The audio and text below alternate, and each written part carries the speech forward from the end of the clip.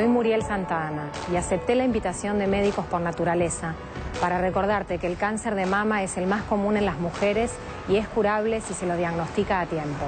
Para eso es indispensable el control médico anual, la autoexploración periódica y la mamografía. No te olvides que con 2 minutos de autoexploración podés salvar tu vida.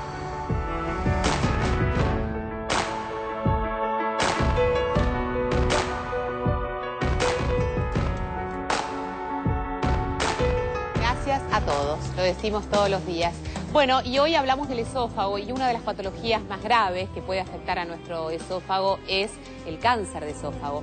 La pregunta es, ¿cómo se llega a este diagnóstico? Si hay efectivamente una tendencia hereditaria, si esto es o no es genético. Y fundamentalmente, después de la nota les vamos a estar contando cuál es la alimentación adecuada para aquel que ha sido intervenido quirúrgicamente después de un cáncer de esófago. Ahora, escuchamos a los médicos.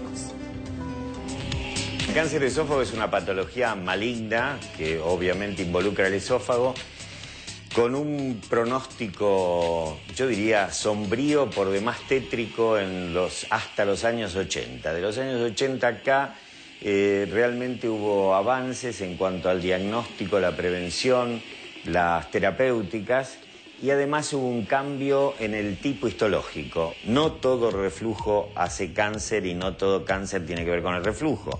Tampoco todos los adenocarcinomas tienen antecedentes de reflujo, pero es uno de los problemas que realmente podemos manejar. El individuo tiene ardor, acidez retroesternal en el pecho como factor fundamental. Ese individuo tiene que consultar a un gastroenterólogo, tiene que hacerse una seriedad de esófago gastroduodenal, una endoscopía, y con eso uno tiene más o menos individualizado el tipo de reflujo que ese individuo puede tener y qué tratamiento corresponde. Los tratamientos para los factores de riesgo del cáncer de esófago, en el caso del reflujo, que es un predisponente a la enfermedad de Barrett, son dos: el tratamiento médico y el tratamiento quirúrgico. El tratamiento médico con los inhibidores de la bomba revolucionó el tratamiento del reflujo hace 2 décadas, pero en la última década las técnicas mínimamente invasivas para el tratamiento del reflujo hicieron que la cirugía cobrara mucho más auge porque mejoró muchísimo los resultados y disminuyó muchísimo las complicaciones. Entonces los pacientes mejoran mucho su calidad de vida cuando hacen una cirugía, dejan de tomar la medicación y eliminan los factores de riesgo, porque es ponerle una barrera definitiva a los contenidos gástricos y duodenales que erosionan la mucosa esofágica. Eso se hace hoy en día por laparoscopía, que es una técnica mínimamente invasiva, con muy buenos resultados, y en los últimos 2 años se empezó a hacer por vía endoscópica, que todavía tiene que probarse y ver los resultados a largo plazo, pero que sería una estrategia más para, en forma mínimamente invasiva y con muy poca morbilidad, hacer una barrera al reflujo, que es la patología que queremos tratar. Es muy difícil solucionar este tema. ¿Por qué? Porque el cáncer de esófago habitualmente se presenta en forma tardía, da síntomas tardíos. Por eso hay que estar muy atento a todos los pequeños detalles, como por ejemplo dijimos del reflujo, para tratar de lograr un diagnóstico temprano. Con diagnóstico temprano esto se cura. O sea que realmente tenemos que apuntar a esto, a hacer diagnóstico temprano y tener en cuenta cualquier dificultad que ese paciente refiera para tragar, cualquier dificultad para tragar, para que se estudie.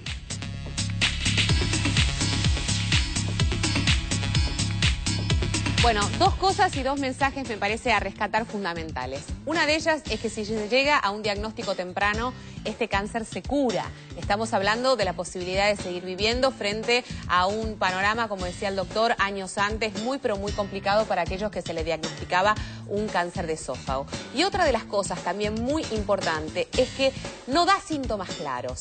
No da síntomas contundentes que hace que nosotros vayamos a consultar de manera temprana. Entonces, estas mínimas complicaciones que pueden surgir, como por ejemplo la dificultad para tragar, el tener acidez permanentemente, la sensación de ardor, el tener reflujo, son indicadores claros para ir a consultar. No solamente a un gastroenterólogo, sino para realizarse los estudios pertinentes para determinar si efectivamente estamos bien o no lo estamos.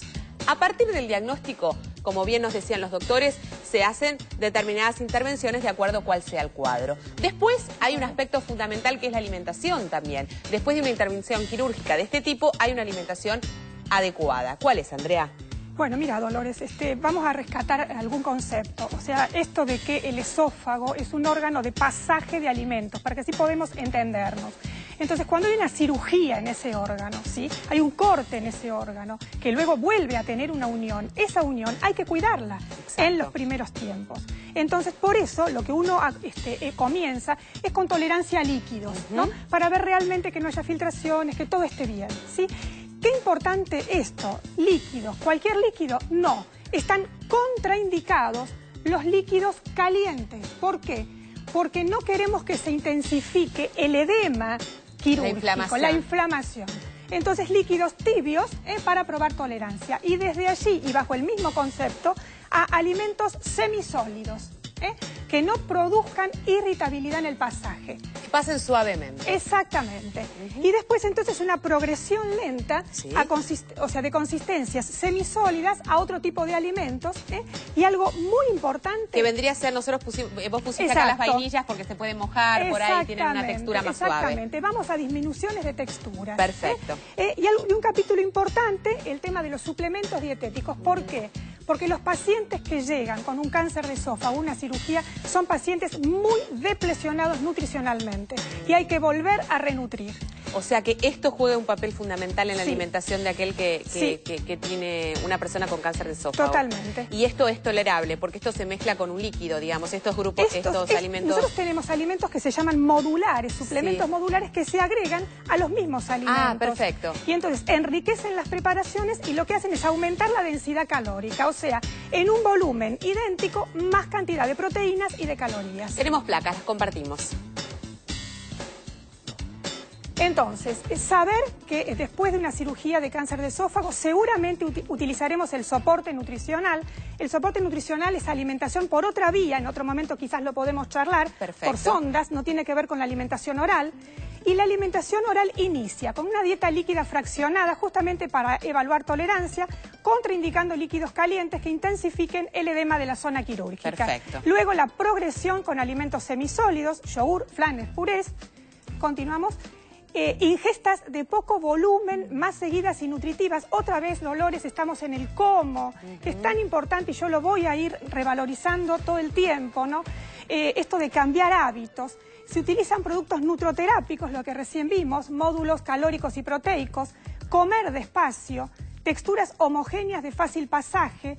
Y estos son los alimentos que incorporamos en el mediano plazo, ¿no? Vainillas, infusiones tibias, carnes, cereales, hortalizas y frutas procesadas. Pensando, por ejemplo, las carnes, eso siempre procesadas, procesadas, ¿no? Porque sí. En la placa anterior y en esta educación de cómo nosotros nos alimentamos es fundamental la masticación. Exacto. Cuando uno ha sido operado con todo el temor seguramente y con toda la carga psicológica que debe significar volver a alimentarse después de una intervención en ese lugar, el hecho de pensar de que nosotros tenemos esa alimentación procesada nos debe dar mucha tranquilidad, ¿no? Totalmente. Y después recalco el seguimiento interdisciplinario de los pacientes. O sea, el cuidado clínico y nutricional posterior es fundamental. O sea, abordar, ya estamos en la época de los modelos biopsicosociales, donde todos los profesionales de la salud trabajamos en conjunto. Exacto. Y todos ayudamos a que el paciente tenga una muy buena calidad de vida. Bueno, es fundamental. Por eso estamos rodeados de distintos especialistas aquí en Médicos por Naturaleza. Tenemos mensajes, escuchamos. Juan de Villavoz dice, cuando alguien toma medicamentos y le da acidez, ¿cómo hay que actuar? ¿Hay que variar la alimentación?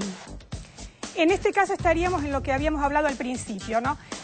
Son pacientes que no responden tan bien a la medicación y tienen que seguir a hacer una dieta de base, contraindicando los alimentos que recordarán en el bloque anterior, eran los altos en grasas, hiperconcentración de azúcares, chocolates, mentas. Los alimentos mentolados también producen problemas, gaseosas y alcohol. Y el alcohol. Otro mensaje. Nelly de Caballito, el azúcar afecta al reflujo, pero ¿el edulcorante también se puede consumir todos los días? El edulcorante es muy raro que lo afecte, ¿no? Se puede consumir todos los días y recalco esto de las hiperconcentraciones de azúcar, alimentos muy dulces que sí traen problemas. Bueno, hacemos una pequeña pausa, estamos de vuelta enseguidita nomás aquí en Médicos por Naturaleza. ¿Sabías que la gran mayoría de patologías de esófago son de tipo motor? Puede haber anillos o pliegues del primer segmento, que es el síndrome de Bloumier-Vinson. La acalasia, que es por pérdida del plexo mioentérico, que se manifiesta como una dilatación. Y como el sector que lo ha perdido no puede transmitir la señal eléctrica, está rígido. Puede ser adquirida o congénita, pero es más frecuente que sea adquirida.